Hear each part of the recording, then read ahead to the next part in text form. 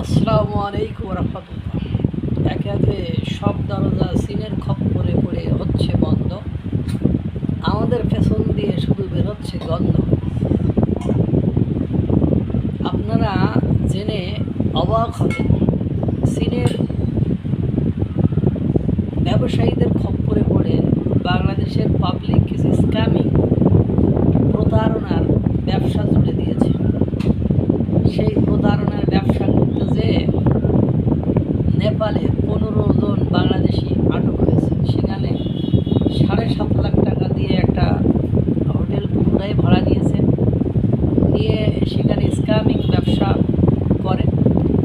চীনের নেতৃত্বে, চীনের নেতার নেতৃত্বে এই কাজ করে। আপনারা জানেন পুরো বিশ্বে চীনই মূলত এই কাজ করে থাকে, কিন্তু তারা ফ্রন্ট লাইনে না থেকে বাংলাদেশি যুবকদেরকে ব্যবহার করছে। আপনারা জানেন ইতিমধ্যে ভারত, থাইল্যান্ড, কম্বোডিয়া বিভিন্ন দেশে বাংলাদেশের আর এখন ভিসা দিতে চায় না। বাংলাদেশের ভিসার মান ওই দক্ষিণ আফ্রিকার কিছু দেশের মানের চেয়েও নিম্নগামী, খারাপের দিকে গিয়েছে। এই তো থাইল্যান্ডে যাবে লোকে 1 মাস আগে একটা আবেদন করে রাখছে, এখনও সে গ্রান্টেড হয়নি, অ্যাকসেপ্ট হয়নি, গ্রহণ করা হয়নি। এরপরে দেখেন এই পর্যায়ে যে ভারতের সেই ভিসা জটিলতা এখনও কাটায়নি।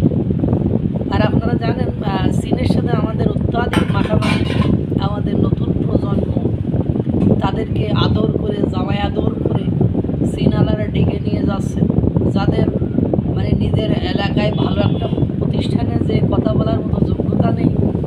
চীন তাদের মানে নিজ খরচে, নিজ দায়িত্বে চীনে নিয়ে যায়। আপনারা এর আগে দেখেছেন এনসিপি নেতাকর্মীদের, ডাকসু নেতাকর্মীদের, এবার শুনছি ছাত্র দলের নেতাকর্মীদেরকে চীনালারা সুন্দর করে নিয়ে যায়। চীনের সাথে সম্পর্ক মানে এশিয়া মহাদেশের অন্যান্য দেশের সাথে আপনার সম্পর্ক দিনকে দিন খারাপ হয়ে যাবে। স্পেসিফিকভাবে ভারতের সাথে আপনাদের আর সম্পর্ক ভালো করার কোনো সুযোগ আদত তৈরি হবে কি না আমার জানা নেই। এখন ভারত তো ভিসা দিচ্ছে না, জটিলতা সৃষ্টি হচ্ছে।